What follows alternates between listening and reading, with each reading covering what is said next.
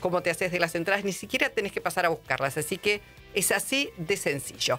Bueno, vamos a saludarlo. Él es Sergio Palazzo, candidato a diputado nacional por Fuerza Patria, es secretario general de la bancaria y es actual diputado de Unión por la Patria. Sergio, buen día, ¿cómo va? Buen día, Luisa. Un saludo a todos en el estudio y a la audiencia. Bueno, gracias. Ayer estuvo el presidente por tus pagos, Sergio. Estuvo en 3 de Sí, febrero. cerquita de casa estuvo. Sí. ¿Cómo? ¿Perdón? Sí, yo vivo en el barrio donde estuvo, sí. ¿Ah, En sí? Ciudad Jardín. Sí, vivo acá. Bueno, por eso digo, estuvo en 3 de febrero y está en plena campaña. Vamos a decirle a quienes nos están escuchando que en realidad Palazzo tiene una enorme trayectoria sindical y también ahora como diputado que proviene del radicalismo, aunque voy a decir algo, esto corre por cuenta mía, hoy las pertenencias partidarias, quizás si no se hubiesen rifado en muchos partidos determinados valores, tendrían un sentido, pero porque digo, te encontrás con peronistas. Coincido plenamente. Claro, con peronistas que son aliados del PRO, y aliados de La Libertad Avanza, con radicales con peluca, también aliados. Después te encontrás con un montón de hombres y mujeres que se han nucleado en Fuerza Patria, donde hay mayoría peronista, pero hay socialistas, hay también radicales, etcétera, etcétera. Hay 14 partidos en Fuerza Patria, más o menos. Por eso. Entonces, desde esa perspectiva, si tuvieras que decirle a la gente qué es lo que se está jugando en estas elecciones, ¿qué es lo que dirías? Bueno, en principio, respondiendo a la pregunta, creo que en esta elección lo que se juega es un modelo de país, claramente. Por un lado está muy definido el modelo de país que propone el presidente Milei en conjunto con Donald Trump, que pareciera una intervención a la Argentina, que inclusive nos tiene que decir a los argentinos por quién tenemos que votar, ¿no? Y ese modelo es un modelo de absoluta concentración. Uno lo ve en, por ejemplo, las operaciones que hicieron con la liquidación de exportaciones. Favorecieron a 8 oligopolios para que no pagaran 1.500 millones de dólares de impuestos y el resto de los pequeños productores los dejaron afuera.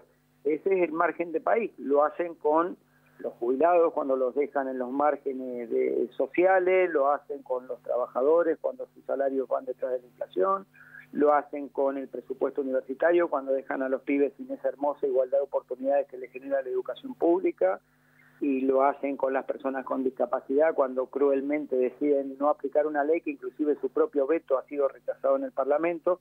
Ese es un modelo de país. Y el otro, el de aquellos que estamos con empatía y acompañando y trabajando junto con los sectores agredidos por el modelo y que tenemos una mirada de un país industrializado, de un país con trabajo, de un país donde se respeten las leyes, de un país donde haya una división clara de poderes y no como es en la actualidad, que se gobierna sin presupuesto, sin auditoría general de la nación, porque ha quedado uno solo de todos sus miembros, por decreto, y cuando hay leyes del Parlamento que no lo favorecen, las veta. Ese país no lo queremos nosotros y por eso impulsamos que la opción verdadera que puede discutirle el poder a este gobierno y al establishment que lo sostiene es Fuerza Patria, y los invitamos a que voten el 26 por Fuerza Patria.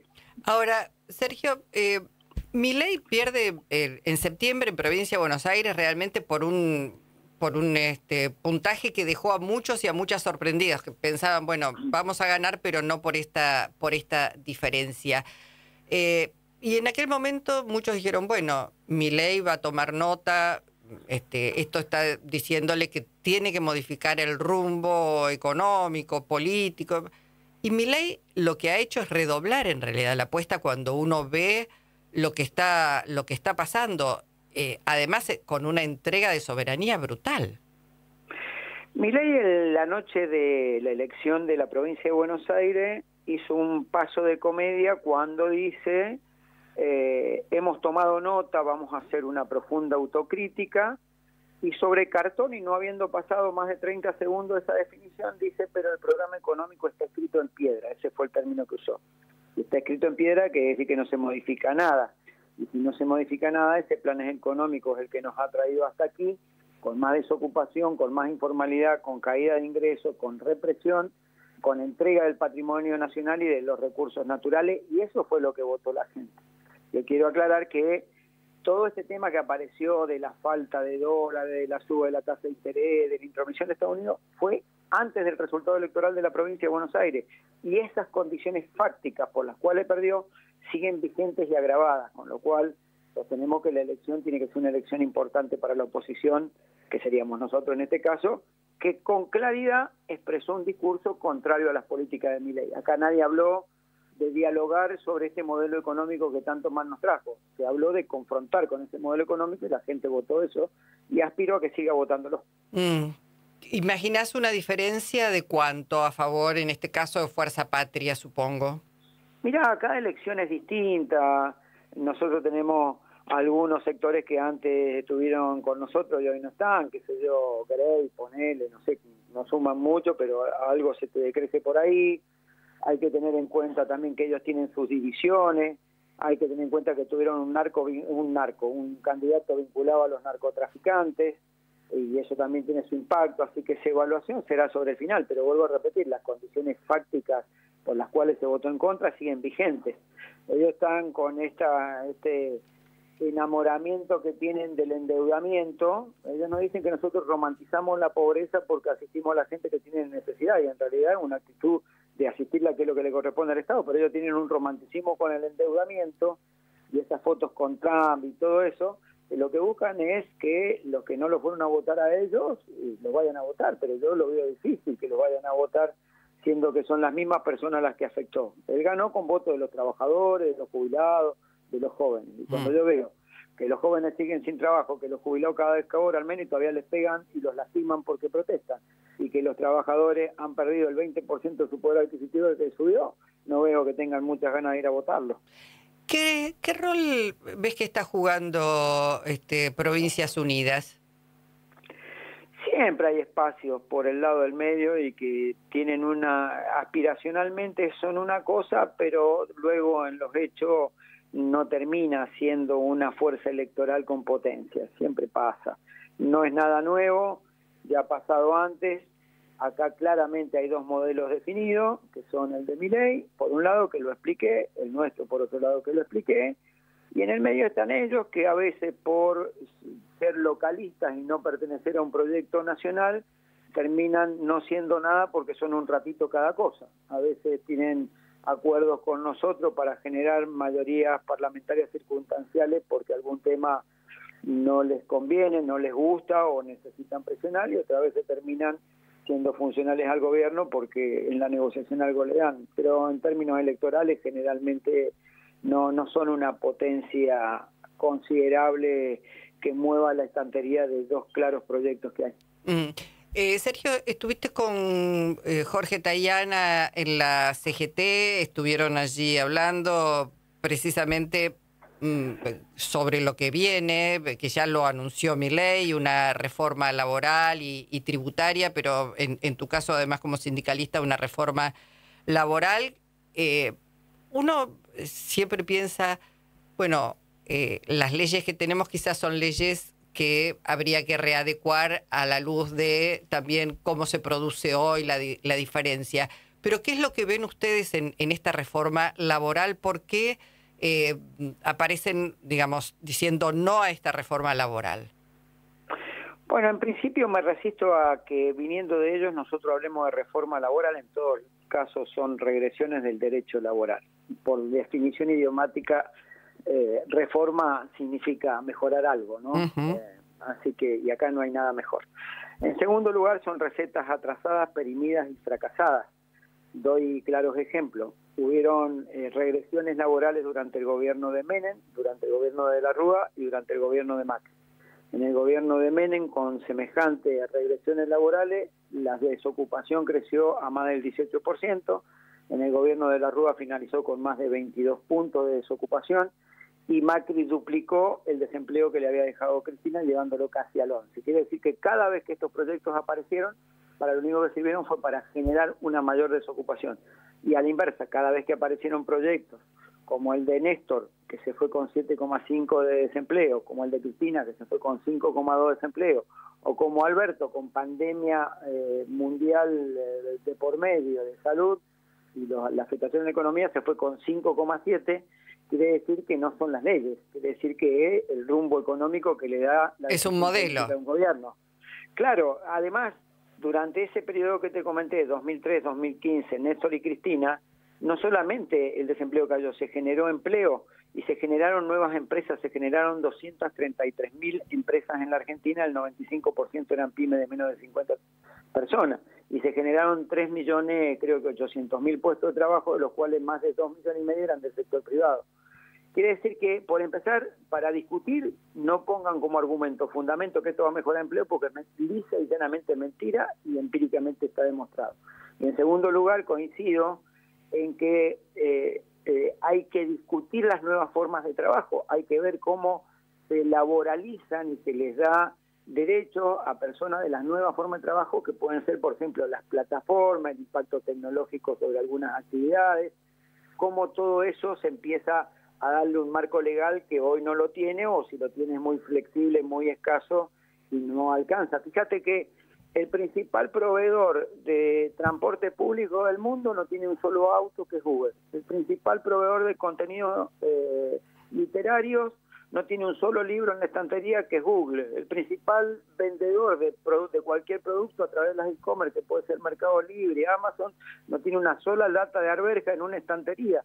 Y sin embargo ganan millones y millones a costa de haber precarizado un montón de trabajadores que no tienen empleo y terminan siendo empleados de la nada misma, cuando en realidad están trabajando para una empresa. Todas estas cuestiones hay que empezar a regularla y verla, como también discutir la disminución de la jornada de trabajo. Claro, y te iba a preguntar, se está discutiendo, porque la CGT está en noviembre modificando conducción, ¿no? No se sabe si va a ser un triunvirato, si va a ser unipersonal. Desde tu punto de vista, ¿qué preferirías? ¿Una conducción colegiada o una conducción unipersonal?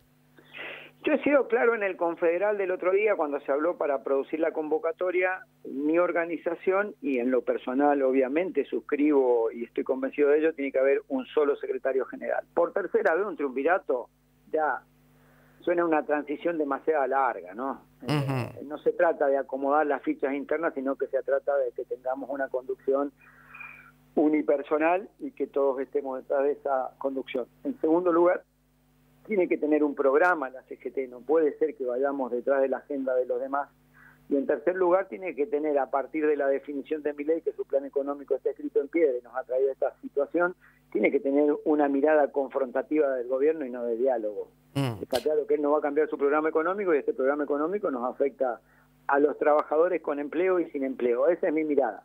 No obstante, si en el Congreso de la CGT se decidiera por mayoría, o hay una mayoría que dice que tiene que ser un triunvirato, lo acompañaré, porque para mí hoy lo fundamental es sumar fuerzas para frenar a Milei y no dividir nuestro espacio ni en la política ni en el sindicalismo. Claro, pensaba frenarlo a Milei, siempre digo, y con propuestas que sean muy claras, como esto, de pronto empezar a discutir las nuevas formas de trabajo, que uno no ve demasiado que se esté haciendo esto.